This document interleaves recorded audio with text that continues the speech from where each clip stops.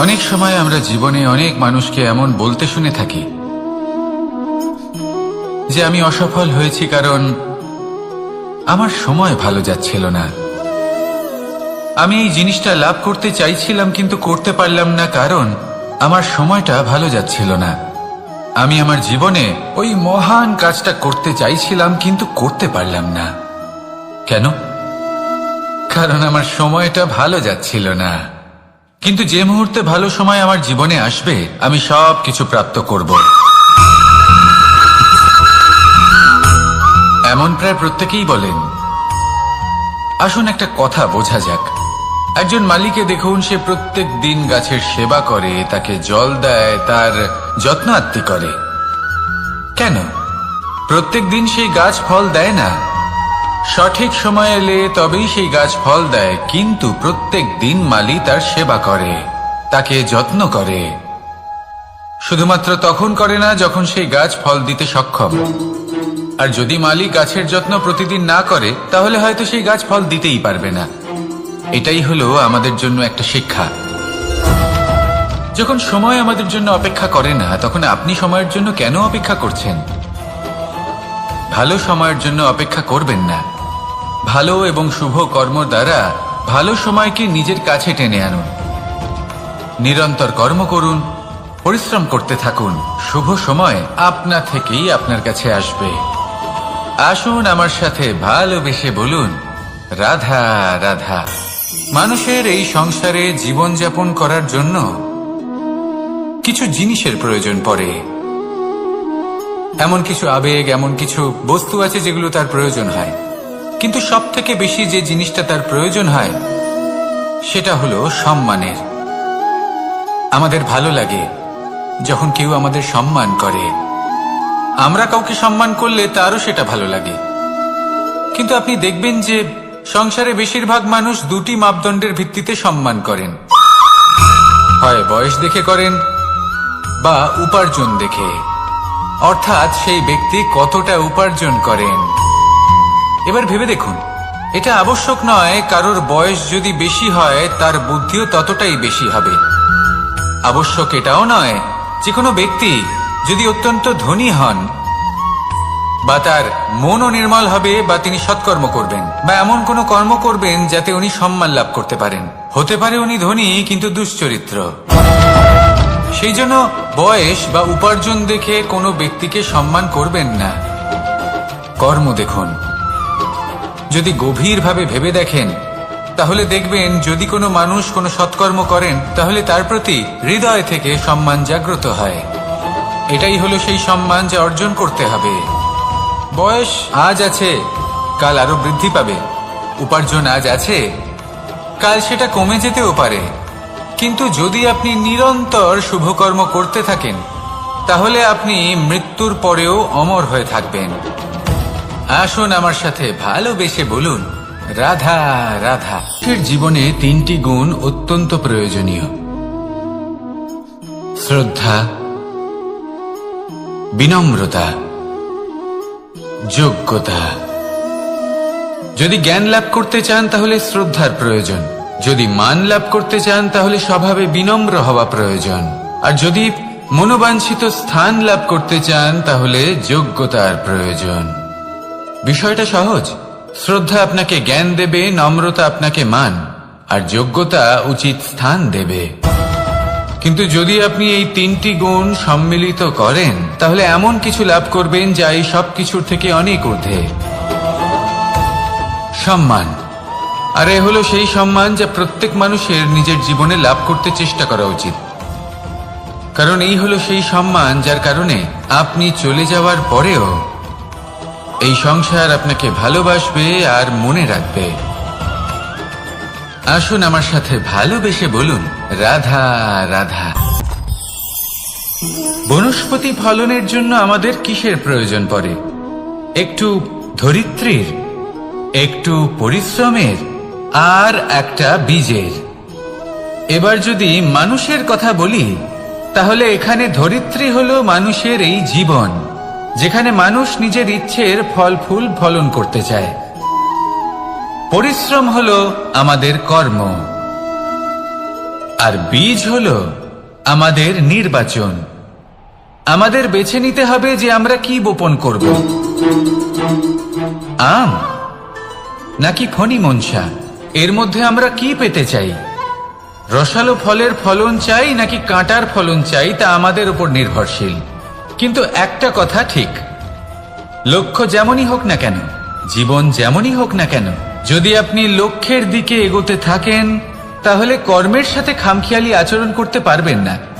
যদি আপনি এমন করেন তাহলে এটা আপনাকে একটা অনুচিত লক্ষ্যে পৌঁছে দেবে, সেটা কিন্তু নিশ্চিত। সবসময় এটা মনে রাখবেন, কর্মের সাথে খামখেয়ালি হবেন অর্থাৎ কর্মফলও আপনার সাথে খামখেয়ালি হবে। তাহলে নিষ্ঠার সাথে কর্ম করতে থাকুন আর নিজের লক্ষ্যকে প্রাপ্ত করুন। আর আমার সাথে ভালোবেসে বলুন, রাধা রাধা। পাপ এবং পুণ্য, এই দুই হলো সংসারের এমন দুই বিন্দু যাকে কেন্দ্র করে এই সংসারের চক্র ঘুরতে থাকে। আমরা যদি কোনো কর্ম বিচার করি, হয় পুণ্য নয় পাপের দৃষ্টিভঙ্গি দিয়ে, এটা হয় পুণ্য না হলে পাপ। কিন্তু এই পাপ এবং পুণ্য এই দুই নির্ভর করে প্রত্যেক মানুষের ওপর, তার চিন্তাধারা, তার পরিস্থিতির ওপর। ধরুন এমন একজন মানুষ যিনি অনেক দিন ধরে বনে পথ হারিয়েছেন, অনেক দিন হয়তো উনি কোনো খাবার খাননি। এবার এমন পরিস্থিতি চলে এসছে যে এবার যদি উনি খাবার না খান তাহলে হয়তো জীবিতই থাকবেন না। আর এমন অবস্থায় ওনার সামনে যদি কোনো প্রাণী আসে তাহলে তাকে শিকার করা, এটা কিন্তু তার কাছে পাপ নয়, এটা তো জীবিত থাকার একমাত্র উপায়। এটা তার কাছে পুণ্য সম। আর যদি আমি এমন একজন ব্যক্তির কথা বলি যিনি সরল, যিনি একটি সুখী, শান্ত, সুরক্ষিত জীবনযাপন করছেন, তার কাছে কিন্তু এটা পাপ। এইরকমই এই সংসারে ভিন্ন ভিন্ন পরিভাষা আছে পাপ এবং পুণ্যের। তার মধ্যে যদি আমি আপনাকে একটি সরল পরিভাষা দিই, সেটা হলো, জীবনে যখনই কোনো কর্ম করবেন সেটা নিয়ে একটু ভেবে দেখুন যে এই যে কাজটা আমি করছি তার ফলে এই যে অন্য মানুষেরা আছেন এই সংসারে, তারা কি দুঃখ পাবেন? যদি তারা দুঃখ পান তাহলে সেটা পাপ। যদি আপনি এমন কোনো কর্ম করেন যার ফলে অন্যরা প্রসন্নতা লাভ করেন, তাদের মুখে হাসি ফুটে ওঠে, যদি তারা প্রেরিত হন, জীবনে সামনে এগোতে পারেন, তাদের বিকাশ হয়, তাহলে এটা হলো পুণ্য। তাই জীবনে সবসময় পুণ্য করতে থাকুন আর আমার সাথে ভালোবেসে বলুন, রাধা রাধা। অগ্নি, চতুর্থ তত্ত্ব, সব থেকে বেশি গুরুত্বপূর্ণ কিন্তু তার থেকেও বেশি ভয়াবহ। কখনো অগ্নিকে নিয়ন্ত্রিত রূপে উনুনে জ্বলতে দেখেছেন? এই অগ্নি আমাদের খাবার বানাতে সাহায্য করে, যা আমাদের শক্তি প্রদান করে। কিন্তু এই অগ্নি যখন বিচলিত হয়ে, অনিয়ন্ত্রিত হয়ে কোনো বনের আগুন হয়ে ওঠে, তখন মহা বিনাশ ঘটে যায়। আপনারই অন্তরের ঊর্জা হলো এই অগ্নি। এটা আপনার শক্তিও, আপনার ক্রোধ। একে ব্যবহার কিভাবে করবেন তা আপনারই হাতে। যদি কোনো ব্যক্তি নিজের অন্তরের এই ঊর্জাকে ব্যবহার করেন শক্তির রূপে, তাহলে সে বিকাশ ঘটাতে পারে, নির্মাণ ঘটাতে পারে। কিন্তু যদি কোনো ব্যক্তি তার অন্তরের ঊর্জাকে বিধ্বংসী অস্ত্র বানিয়ে ফেলেন, তাহলে নিশ্চিত রূপে মহা বিনাশ ঘটতে পারে, যাতে বিনাশ তারও অবশ্যই হবে। অনেক বছর পূর্বে এমনই এক আগুনের দ্বারা এই সুন্দর পৃথিবীর নির্মাণ হয়েছিল। আর অনেক বছর পূর্বে এমন এক আগুনেই সমস্ত জীব এবং সংসার বিলুপ্ত হয়ে গেছিল। এবার আপনি আপনার অন্তরের ঊর্জা দ্বারা বিনাশ ঘটাতে চান নাকি নির্মাণ ঘটাতে চান, সেই সিদ্ধান্ত আপনারই। আসুন আমার সাথে ভালোবেসে বলুন, রাধা রাধা। কখনো কখনো এমন হয়, আমরা আমাদের বাড়ির উঠোনে বীজ বপন করি আর তা বিকশিত হয় একটা সুন্দর বৃক্ষে। তার শাখাগুলি প্রতিবেশীর বাড়ি পর্যন্ত পৌঁছয়। ফলের বর্ষণ প্রতিবেশীর বাড়িতেও হয়ে থাকে। আর আমরা ভাবি গাছ আমরা উৎপন্ন করব আর ফল খাবেন আপনারা। এই কেমন কথা হলো? আপনাকে এই কথা বুঝতে হবে যে এসব হলো ভৌতিক বস্তু, সাংসারিক বস্তু। কখনো নিজের বাড়ির বাগানে ভালোবাসার গাছ বপন করে দেখুন। তার শাখাও প্রতিবেশীর বাড়ি পর্যন্ত পৌঁছবে, ফলের বর্ষণ সেখানেও হবে। কিন্তু সেই ফল চাইতে আপনাকে যেতে হবে না, সেই ফল দ্বিগুণ মাত্রায় আবার আপনার কাছেই ফিরে আসবে। তাই নিজের বাড়িতে আর নিজের মনে ভালোবাসার গাছ উৎপন্ন করুন। এই জীবন প্রসন্ন হয়ে বলবে, রাধা রাধা। অ দিয়ে অন্ত, আ দিয়ে আরম্ভ, এই দুইয়েরই রাশি সমান। যদি আপনি মন দিয়ে দেখেন তবে দেখবেন এদের সম্পর্ক খুবই নিবিড়। কিভাবে? যখন কোনো কিছু শুরু হয় এটা নিশ্চিত হয়ে যায় যে তা সমাপ্তও হবে। আরম্ভই যদি না হয় তা সমাপ্তও হবে না। যা আরম্ভ হয়েছে তার সমাপ্তি হলো অবশ্যম্ভাবী। এটাই হলো প্রকৃতির নিয়ম, একে এড়ানো যায় না। এবার এই কথা আমরা সকলে জানি। এবার মানুষ কি ভাবে যে সমাপ্তির পরে কি হতে পারে, এর উত্তর তাদের কাছে নেই। তাদের উচিত অন্য কোনো বিষয় ভাবা যা বেশি গুরুত্বপূর্ণ। এবার মানুষ এটা জানে না যে মৃত্যুর পরে কি হতে পারে, কিন্তু এই কথা অবশ্যই জানে যে জন্ম থেকে মৃত্যু পর্যন্ত এই সময়, যাকে আমরা জীবন বলে থাকি, এই সময় আমরা কর্ম করতে পারি। এই কথা তো আমরা জানি। তাহলে এমন কি কর্ম করা যেতে পারে যা আমাদের সমাপ্তির পরও আমাদের প্রাসঙ্গিক করে রাখতে পারে, এই বিষয়ে ভাবা উচিত। যে জন্মগ্রহণ করেছে তার মৃত্যু হবেই, এটা সাধারণ বিষয়। কিন্তু ইতিহাস আজও সেই সকল মানুষজনকে স্মরণ করেন যাদের এই সংসার তাদের মৃত্যু নয়, বরং তাদের জীবনকালে যে কর্ম তারা করেছেন তার দ্বারা মনে রাখেন। সেই কর্মের কারণে এই সংসারে তাদের নাম, তাদের কর্ম, তাদের ব্যক্তিত্ব, তাদের কীর্তি অমর হয়ে থাকে এবং থাকবে। আপনার কাছে এতটা সময় নেই যতটা আপনার মনে হচ্ছে আপনার কাছে আছে। সেই জন্য যত শীঘ্র সম্ভব শ্রেষ্ঠ কর্ম করুন, যতটা পারবেন ততটা অধিক সুকর্ম করুন। এই সংসারে নিজেকে অমর করে তুলুন আপনার মৃত্যুর পরেও, আর আমার সাথে ভালোবেসে বলুন, রাধা রাধা। ওমা, এ কি? আমি কখন থেকে এখানে অপেক্ষা করছি, হাত পেতে দাঁড়িয়ে রয়েছি যাতে একটা ফল আমার হাতে এসে পড়ে এবং সেটা আমি খেতে পারি। কখন থেকে অপেক্ষা করছি, কিন্তু সেটা হচ্ছেই না। এবার আপনি বলবেন যে এসব কি বলছি, এ কি অদ্ভুত কথা বলছি। যদি ফল খেতে হয় তাহলে আমাকে বৃক্ষে চড়তে হবে, ফলের কাছে পৌঁছতে হবে, তবেই তো ফল পাবো। এবারে এটা অত্যন্ত সহজ ব্যাপার, কিন্তু এই বিষয়টা আপনি নিজের জীবনের প্রসঙ্গে ভেবে দেখুন। লক্ষ্য কোথায় আছে আপনি জানেন, সেই লক্ষ্যে পৌঁছানোর পথ কি সেটাও আপনি জানেন, সেই পথে চলার ক্ষমতাও আপনার রয়েছে, কিন্তু তাও আপনি নিজের লক্ষ্য লাভ করতে পারছেন না। কেন? কারণ আপনি অপেক্ষা করছেন যে লক্ষ্য আপনার সামনে চলে আসবে, কিন্তু তা হয় না। লক্ষ্য সে যাই হোক না কেন, ধন হোক, প্রেম হোক, কোনো সম্মান হোক বা মোক্ষ হোক, যদি আপনি তার দিকে অগ্রসর না হন তাহলে ফল প্রাপ্তি অসম্ভব ব্যাপার, তা কোনোদিনই হবে না। সেই জন্য আপনার চোখের সামনে আপনি যদি নিজের লক্ষ্যকে দেখতে পান তাহলে উঠুন এবং সেই দিকে অগ্রসর হতে শুরু করুন। নিজের অন্তরের সকল অশুভ গুণ দূর করুন, অলসতা ত্যাগ করুন, অজ্ঞানতা ত্যাগ করে দিন এবং চলতে থাকুন। অবশ্যই মনোবাঞ্ছিত ফল লাভ করতে পারবেন।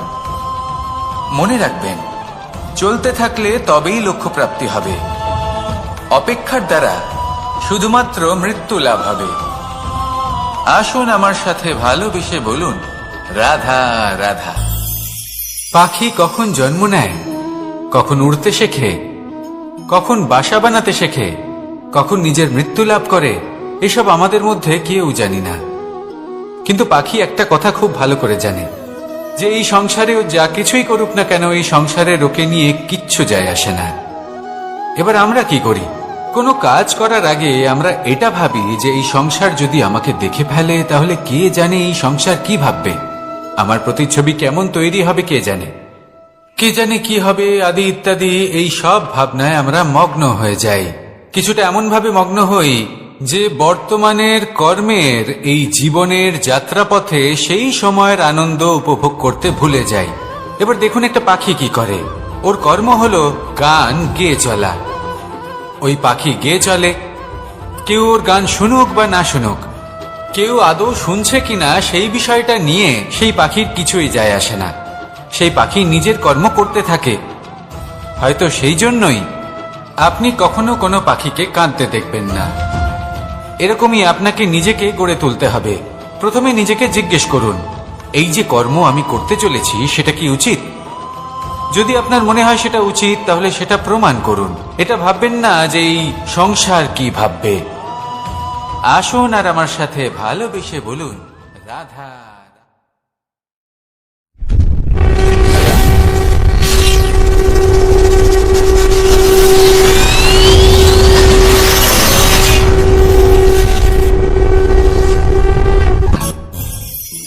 আকাঙ্ক্ষা কখন লোভে পরিণত হয়ে যায় তা কেউ বলতে পারে না।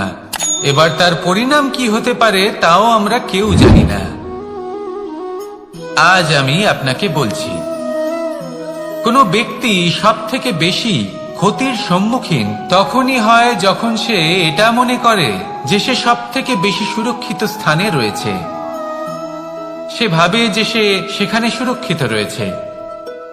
সে তখন অসাবধান হয়ে পড়ে, আর তখনই তাকে জীবনের সব থেকে বড় ক্ষতির সম্মুখীন হতে হয়। নিঃস্ব হয়ে যাওয়ার পরিস্থিতি কোনো মানুষের জীবনে তখনই আসে যখন তার কাছে প্রচুর সম্পত্তি থাকে এবং সে তার থেকেও অনেক বেশি সম্পত্তি অর্জন করতে চায়। সেই অনেক বেশি সম্পত্তি অর্জন করার চেষ্টায় সে এমন কিছু করে বসে যার ফলে তাকে সমস্ত সম্পত্তি হারাতে হতে পারে। একজন রচনাকার নিজেই নিজের প্রতিভা একদম শেষ করে দিতে পারে যখন সে অনেকগুলো কাজ নিজের কাঁধে নিয়ে নেয়। একটা গুরুত্বপূর্ণ কথা সবসময় মনে রাখবেন, আজ আপনি যেখানেই থাকুন না কেন, যেমনই যে কোনো স্থানেই থাকুন না কেন, এর পেছনে আপনার আকাঙ্ক্ষার একটা বিশাল ভূমিকা রয়েছে। কিন্তু মনে রাখবেন, আপনাকে শিখতে হবে যে কখন আর কিভাবে নিজের উচ্চাকাঙ্ক্ষাগুলিকে লাগাম পরাতে হবে, কারণ এটা অত্যন্ত আবশ্যক। তাই আসুন আর আমার সাথে ভালোবেসে বলুন, রাধা রাধা। রাত্রে আমরা সুখ নিদ্রা লাভ করি, আমরা স্বপ্ন দেখি, ভবিষ্যতের পরিকল্পনা করি, খুব ভালো লাগে। সকালে যখন চোখ খুলি নিদ্রা ভঙ্গ হয়, স্বপ্ন সেইখানেই ভেঙে যায়, আর তারপর আমরা আমাদের রোজকার জীবন যাপন করি। স্বপ্ন হয়তো মানুষ রাতের বেলায় দেখেন, কিন্তু সেটাকে সার্থক দিনের বেলাতেই করতে হয়। রাতে মধুর বাতাসের নিচে কোমল শয্যায় শুয়ে মাতার গলায় মিষ্টি গান শুনতে শুনতে নিদ্রায় আচ্ছন্ন হওয়া, স্বপ্ন দেখা, ভবিষ্যতের পরিকল্পনা করা বড়ই সরল। কিন্তু সকালবেলায় সময় মতো উঠে সূর্যের তাপ সহ্য করে, সেই উষ্ণতা সহ্য করে সর্বাঙ্গ ঘেমে গিয়ে নিজের পথ খুঁজে বের করা, সেই পথে অগ্রসর হওয়া, বাধা বিপত্তি এসবের সম্মুখীন হওয়া, আর তারপর লক্ষ্য লাভ করা, এগুলো কঠিন কাজ। এ হলো অত্যন্ত কঠিন কাজ।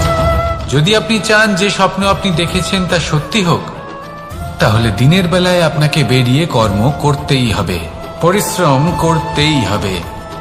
মনের এই চক্ষু দিয়ে স্বপ্ন দেখা সম্ভব, কিন্তু যদি আপনি বুঝতে পারেন যে এই স্বপ্নই হলো আপনার লক্ষ্য, তাহলে তাকে সার্থক করতে শুধুমাত্র পরিশ্রম দ্বারাই করতে হবে।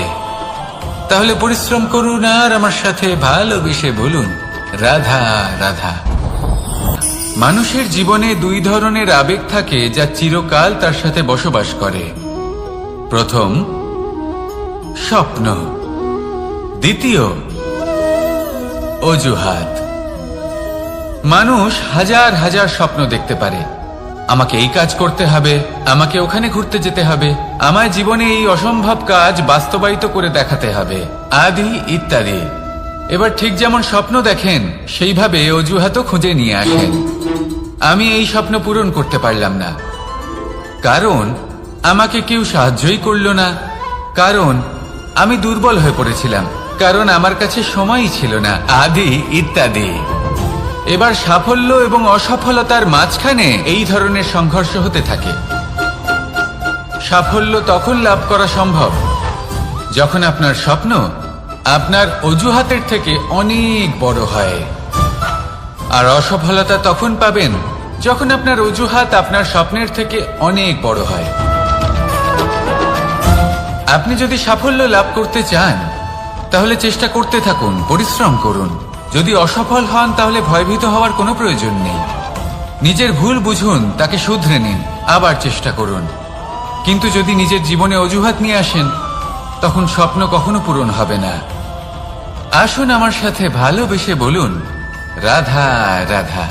ভয়ের সাথে আমরা সবাই পরিচিত, কষ্টও আমরা সবাই পেয়েছি। কখনো কখনো আমরা অসুস্থ হয়ে পড়ি, আর এমন সময় হলে মাতার মমতা, কখনো বাবার স্নেহ, কখনো বন্ধুদের পাশে থাকার অনুভূতি আমাদের রোগ নিরাময়ে সাহায্য করে। কখনো যদি আমরা নিরাশ হয়ে পড়ি, তখন যদি আমাদের কোনো আপনজন আমাদের দুটো ভালো কথা বলে, তখন আমাদের মনোবল বেড়ে যায়। ঠিক তেমন সংসারের এই রঙ্গমঞ্চে যদি আপনি পীড়িত অনুভব করেন, কিছু শুভ কথা আলোচনা করুন, কিছু স্তুতি গান করুন, কিছু মুহূর্তের জন্য হলেও নিজের ইষ্টদেবের কথা স্মরণ করুন আর প্রার্থনা করুন। সাহস বাড়বে, শক্তিও বৃদ্ধি পাবে এবং সামনে এগিয়ে চলার পথও দেখতে পাবেন। তখন এই মন প্রসন্ন হয়ে বলবে, রাধা রাধা। কখনো কখনো অন্ধকারের সাথে লড়াই করার জন্য আমরা প্রদীপ জ্বালাই। এতে প্রথমে সলতে রাখি, তারপর তেল ঢালি, তারপর আগুন জেলে এটা প্রজ্বলিত করি। তারপর একটা সময় আসে যখন এই প্রদীপ নিভে যায়। কারণটা কি? কারণ কি এটা যে প্রদীপের প্রকাশমান হওয়ার ক্ষমতা সমাপ্ত হয়েছে?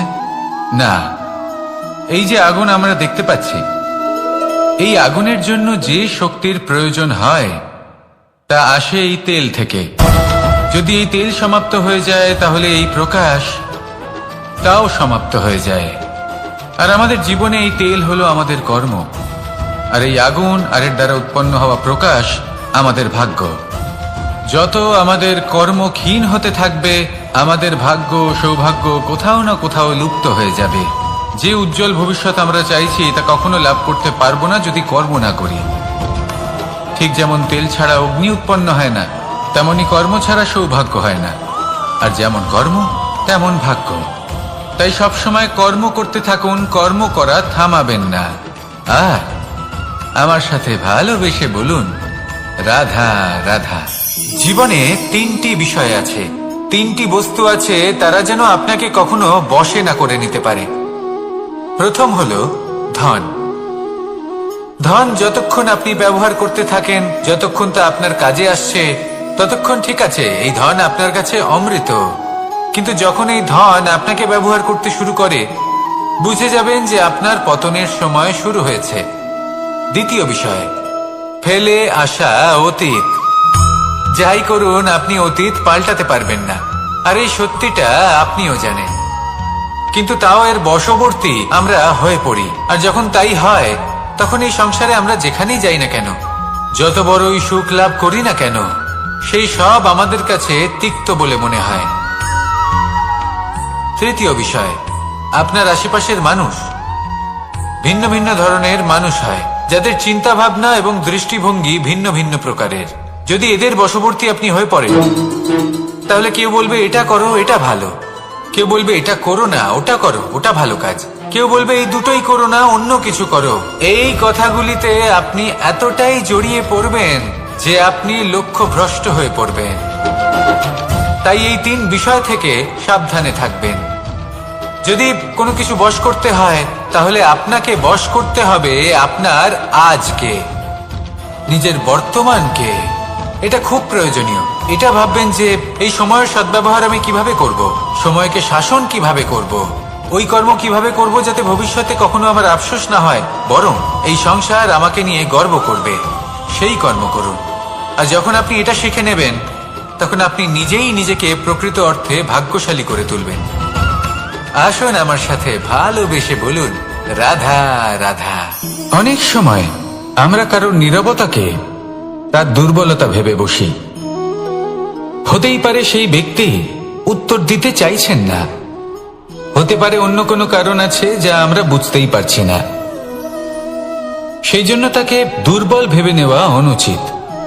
দেখতে গেলে এই বিশাল সমুদ্র এও কিন্তু নীরব, শান্ত হয়। কিন্তু যখন সে রুদ্র মূর্তি ধারণ করে তখন কি হয়? সমগ্র সংসারকে বিনাশের পথে নিয়ে যায় এই সমুদ্র, প্রলয় সৃষ্টি করে। সেই জন্য কারোর সহ্য শক্তিকে দুর্বলতা বলে মনে করবেন না।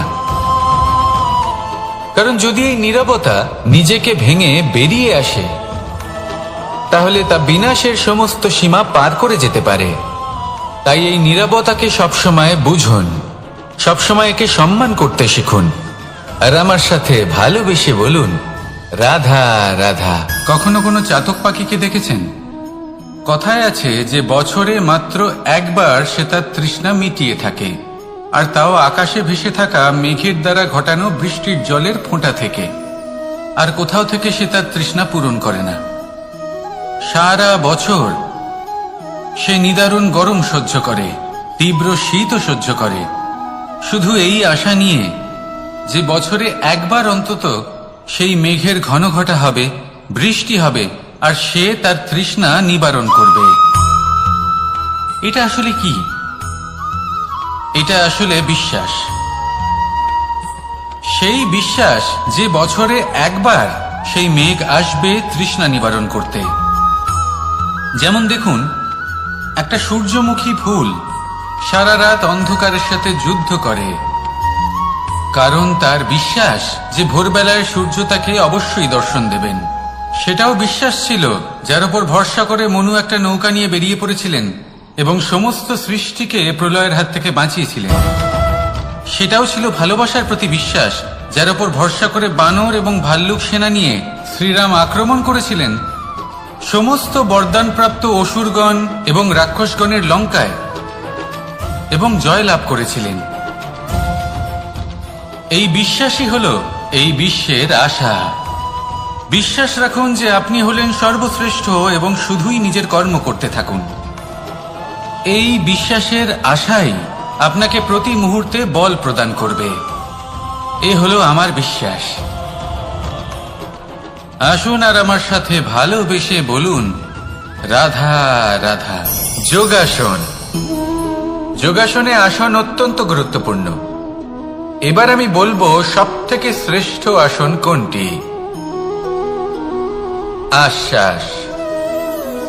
নিজেকে আশ্বস্ত করতে থাকুন যে আমি আছি, সব ঠিক হবে, যা হচ্ছে ভালোর জন্য হচ্ছে। এই আশ্বাস আপনাকে জীবনে এমন ধন্যাত্মক বিশ্বাস দেবে যে আপনি বড় বড় সমস্যার সমাধান করতে পারবেন। এবার যদি কথা বলি সবথেকে কঠিন সময়ের, তাহলে সেটা হলো বিচ্ছেদের। যা মা সীতাকে সহ্য করতে হয়েছে শ্রীরামের জন্য, রাধা কৃষ্ণকেও সহ্য করতে হয়েছে। যে ব্যক্তি বিচ্ছেদের সময় সঠিক পথে চলে এসেছে, সে জীবনে অনেক শ্রেষ্ঠ স্থানে অবশ্যই পৌঁছতে পারবে। এবার যদি কথা বলি সবথেকে জরুরি এবং গুরুত্বপূর্ণ সময়ের, তাহলে সেটা হলো সংযোগ। সকলকে সাহায্য করতে থাকুন। আপনি অন্যদের সাহায্য করে তাদের যত আনন্দ দিতে পারবেন, ততটাই আনন্দ আপনারও জীবনে অবশ্যই আসবে। আসুন আর আমার সাথে ভালোবেসে বলুন, রাধা রাধা। সংসারে সকলে উঁচুতে উঠতে চায়, কেউ নত হতে চায় না। সবাই এটা মনে করে যে নত হওয়ার অর্থ হলো তাদের আত্মসম্মান এবং অহংবোধের বিরুদ্ধাচরণ করা। তাদের মনে হয় যে যদি আমরা নত হই, সংসার আমাদের দুর্বল মনে করবে, তাদের শৌর্য এবং তাদের ব্যক্তিত্বের অপমান হবে। কিন্তু এটা কি সত্যি? প্রত্যেকবার নত হওয়ার অর্থ কি সম্মানহানি হওয়া? কখনোই নয়। আপনি নিজের জীবনকেই দেখে নিন। আপনার কোনো অমূল্য জিনিস যদি নিচে পড়ে যায়, তাহলে তাকে কিভাবে তোলেন? সেই বস্তুকে তোলার জন্য আপনাকে নত হতেই হবে। আপনি বড়দের আশীর্বাদ কিভাবে লাভ করেন? আপনি নত হয়ে তবেই তাদের আশীর্বাদ লাভ করতে পারেন, তাই না? ভেবে দেখুন, আপনি একটা পথে হাঁটছেন, আপনি দেখতে চাইছেন যে আপনি সঠিক পথে হাঁটছেন কিনা, পায়ের নিচে কাঁটা পড়ে আছে কিনা। কিভাবে দেখবেন? আপনাকে সেই মাথা নত করেই দেখতে হবে। এর অর্থ কি? অর্থ খুব সহজ। প্রত্যেকবার নত হওয়া অনুচিত নয়, সেটা কোনোভাবেই সম্মানহানি নয়। পরিস্থিতি অনুসারে এবং যেখানে প্রয়োজন আপনি নত হতে শিখে গেলে আপনি অনেক কিছুই লাভ করতে পারবেন। জ্ঞান, মান, গুণ, বিশ্বাস। সেই জন্য প্রয়োজন এবং পরিস্থিতি অনুসারে নত হতে শিখুন, এতে অনুচিত কিছুই নেই। আত্মসম্মান থাকা অত্যন্ত প্রয়োজনীয়, কিন্তু তা যেন কখনো অহংকারে পরিণত না হয়। এই বিষয়ে অবশ্যই নজর রাখবেন এবং আমার সাথে ভালোবেসে বলবেন, রাধা রাধা। আমাদের জীবনে অনেক ধরনের ব্যক্তি এসে থাকেন। কেউ কেউ আমাদের সাথে থেকে যান, কেউ আমাদের থেকে দূরে চলে যান। কেউ ভালো মানুষ হন, কেউ খারাপ মানুষ। কিন্তু আমরা সবসময় সেই সময়টাকে নিয়ে দুঃখ প্রকাশ করি যখন আমাদের জীবনে কোনো খারাপ ব্যক্তি প্রবেশ করেন। তারা আমাদের খারাপ অনুভূতি দেন, দুঃখ দেন, কষ্ট দেন। আমরা সবাই তাকে ভালো মন্দ কথা বলি। কিন্তু কেন? এমন বিভিন্ন ধরনের মানুষ, খারাপ মানুষ, ভালো মানুষ সবার জীবনেই আসেন এবং সকলকেই একটা অমূল্য শিক্ষা দান করে যান। এবার আপনি নিজেই ভেবে দেখুন, জীবনে যখন প্রথমবার আপনি আগুন স্পর্শ করেছিলেন তখন আপনি একটা শিক্ষা লাভ করেছিলেন যে আমাকে আগুনের থেকে একটু দূরে থাকতে হবে। তারপর আস্তে আস্তে আপনি শিখলেন যে কিভাবে এই আগুনকে নিয়ন্ত্রণে রাখতে হবে। তারপর আপনি শিখলেন যে কিভাবে নিজের জীবনে তাকে প্রয়োগ করতে হবে, তা সে অন্ধকারে প্রকাশ লাভ করার জন্য হোক বা খাবার বানানোর জন্য। সেইভাবেই কোনো খারাপ ব্যক্তি যখন আপনার জীবনে আসে কোনো শিক্ষা দিয়ে যান, তার প্রতি কৃতজ্ঞ থাকুন। তার বিষয় খারাপ ভাবার বা খারাপ অনুভূতি নিয়ে থাকার কোনো প্রয়োজন নেই। সেই শিক্ষা লাভ করুন, ইতিবাচক মনোভাব নিয়ে জীবনের সামনে এগোতে থাকুন। কেউ নেই যিনি আপনাকে বাধা দিতে পারেন। আসুন আমার সাথে ভালোবেসে বলুন, রাধা রাধা। অনেক সময় আমরা জীবনে অনেক মানুষকে এমন বলতে শুনে থাকি যে আমি অসফল হয়েছি কারণ আমার সময় ভালো যাচ্ছিল না। আমি এই জিনিসটা লাভ করতে চাইছিলাম কিন্তু করতে পারলাম না কারণ আমার সময়টা ভালো যাচ্ছিল না।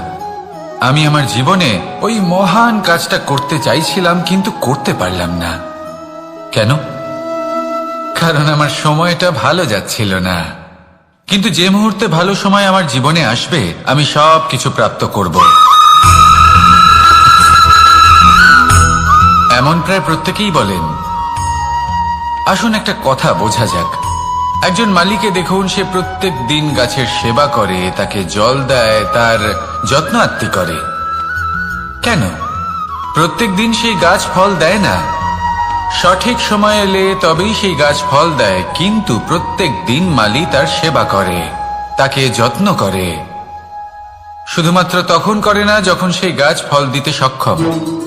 আর যদি মালি গাছের যত্ন প্রতিদিন না করে তাহলে হয়তো সেই গাছ ফল দিতেই পারবে না। এটাই হলো আমাদের জন্য একটা শিক্ষা। যখন সময় আমাদের জন্য অপেক্ষা করে না তখন আপনি সময়ের জন্য কেন অপেক্ষা করছেন? ভালো সময়ের জন্য অপেক্ষা করবেন না। ভালো এবং শুভ কর্ম দ্বারা ভালো সময়কে নিজের কাছে টেনে আনুন। নিরন্তর কর্ম করুন, পরিশ্রম করতে থাকুন। শুভ সময় আপনা থেকেই আপনার কাছে আসবে। আসুন আমার সাথে ভালোবেসে বলুন, রাধা রাধা। জীবনে এমন কিছু কাজ রয়েছে যা আমাদের কখনোই করা উচিত নয়, যেমন আশা করা। যদি আপনি আশা করেন আর আপনার আশা পূর্ণ না হয় আপনি খুবই কষ্ট পাবেন। এবার আপনি যদি প্রতীক্ষা করেন, করতেই থাকেন, আর সেই ব্যক্তি যদি না আসে তাহলেও খুব কষ্ট পাবেন। আর হলো তুলনা। আপনি যদি তুলনা করতে যান তাহলে এটাই ভাববেন যে হয় আমি বা অন্য কোনো ব্যক্তি, এই দুজনের মধ্যে কোনো এক ব্যক্তি নিকৃষ্ট। আর এই ভাবনাটাই হলো অনুচিত। যদি আমরা কথা বলি সেই সব বিষয়ে যা আমাদের করা উচিত, যেমন পরীক্ষা। এই পরীক্ষা সবসময় আমাদের আরো সফল করে তোলে, আরো শ্রেষ্ঠ করে তোলে, আরো উৎকৃষ্ট করে তোলে। আসন্ন মহাসংগ্রামের জন্য আমাদের প্রস্তুত করে তোলে এই পরীক্ষা। তাই এই পরীক্ষার থেকে কখনোই পালাবেন না, এর সম্মুখীন হন। আর হলো কর্ম। কর্ম করা কখনোই বন্ধ করবেন না। তুলনা করার বদলে কর্ম করুন, প্রতীক্ষা করার বদলে কর্ম করুন, আর আশা করার বদলে কর্মই করুন। জীবন সফল হয়ে যাবে। দেখুন, সবার শেষে সত্যি বলতে এই কর্ম আর এই পরীক্ষা, এই দুই আমাদের জীবনকে সুখী করে তুলতে পারে। আসুন আর আমার সাথে ভালোবেসে বলুন, রাধা রাধা। আমি অনেক সংখ্যক মানুষকে দেখেছি, তাদের কাছে অত্যাধিক জ্ঞান আছে, শিল্প আছে, ধন আছে, কীর্তি আছে, কিন্তু তারা এই সবকিছু নিজেদের কাছেই রাখেন, এই সমাজে বিতরণ করেন না। কারণ হলো ভয়। ওনাদের মনে হয় যে যদি আমি এই সব কিছু সমাজে বিতরণ করি, তাহলে সমাজ আমার শিল্প হোক, ধন হোক, জ্ঞান হোক, কীর্তি হোক, সবকিছু চুরি করে নিয়ে যাবে, আর তার বদলে আমি কিছুই পাবো না। এটা কিন্তু সত্য নয়। সত্য হলো এটাই যে যদি আপনি নিজেকে এই সংসারের প্রতি সমর্পিত করেন, তাহলে এই সংসার আপনার প্রতিও সমর্পিত থাকবে। আপনি শুধু ধন, জ্ঞান, কীর্তি, সম্মান পাবেন তাই নয়, বরং এই সমাজ আপনাকে নিজের চোখে হারাবে, মনের মধ্যে স্থান দেবে। তাই এই ভয় ত্যাগ করে দেখুন কিভাবে এই সমাজ আপনাকে প্রেম সমর্পণ করে। আসুন আমার সাথে ভালোবেসে বলুন, রাধা রাধা। মানুষের এই সংসারে জীবনযাপন করার জন্য কিছু জিনিসের প্রয়োজন পড়ে। এমন কিছু আবেগ, এমন কিছু বস্তু আছে যেগুলো তার প্রয়োজন হয়, কিন্তু সব থেকে বেশি যে জিনিসটা তার প্রয়োজন হয় সেটা হলো সম্মানের। আমাদের ভালো লাগে যখন কেউ আমাদের সম্মান করে। আমরা কাউকে সম্মান করলে তারও সেটা ভালো লাগে। কিন্তু আপনি দেখবেন যে সংসারে বেশিরভাগ মানুষ দুটি মাপদণ্ডের ভিত্তিতে সম্মান করেন, হয় বয়স দেখে করেন বা উপার্জন দেখে, অর্থাৎ সেই ব্যক্তি কতটা উপার্জন করেন। এবার ভেবে দেখুন, এটা আবশ্যক নয় কারোর বয়স যদি বেশি হয় তার বুদ্ধিও ততটাই বেশি হবে।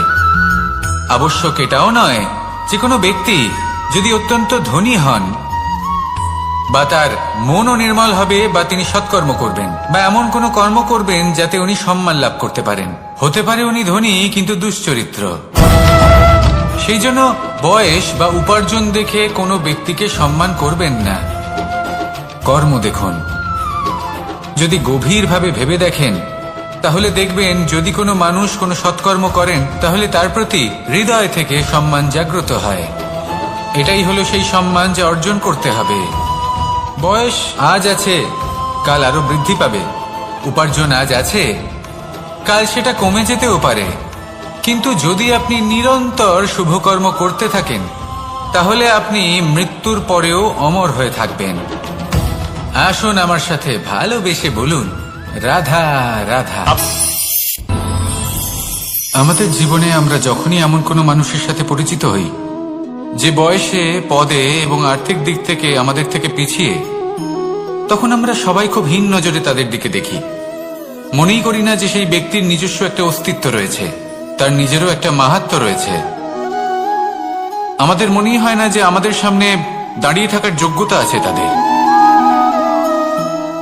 চলুন আপনাকে একটা প্রশ্ন করি, শূন্যের নিজস্ব মূল্য কোথায়? আপনি বলবেন কিছুই না। শূন্যের আবার নিজস্ব মূল্য কোথায়? কিন্তু যখন এই শূন্যই কোনো সংখ্যার সাথে এসে যুক্ত হয়ে যায়, কোনো অঙ্কের সাথে এসে যুক্ত হয়ে যায়, তখন তার মূল্য অনেক গুণ বৃদ্ধি পায়। অর্থাৎ এই শূন্যের মূল্য অবশ্যই আছে। আর আমাদের জীবনেও এমন কিছু ব্যক্তি থাকেন, তাদের দেখে মনে হয় যে এদের কোনো মূল্যই নেই। কিন্তু যখন এই ব্যক্তি কারোর সাথে এসে জুড়ে যান তখন তার মূল্য সেই ব্যক্তির বৃদ্ধি ঘটায়। এই সংসারে এমন কোনো ব্যক্তি নেই যার কোনো মূল্য নেই। যদি আমরা ধনুকের কথা বলি তাহলে তার জন্য একটি দড়ির প্রয়োজন হয় যেটি প্রত্যঞ্চা হিসেবে ব্যবহৃত হয়। যদি প্রত্যঞ্চা না থাকে তাহলে ধনুকের কোনো মূল্যই থাকে না। যদি প্রত্যঞ্চা না থাকে তাহলে ধনুকের অস্তিত্ব অসম্পূর্ণ থেকে যায়। এই সংসারে যে কোনো ব্যক্তি হোক বা যে কোনো বস্তু হোক, প্রত্যেকের নিজস্ব একটি মূল্য আছে। তার সম্মান করুন, সামনে অগ্রসর হন আর আমার সাথে ভালোবেসে বলুন রাধা রাধা।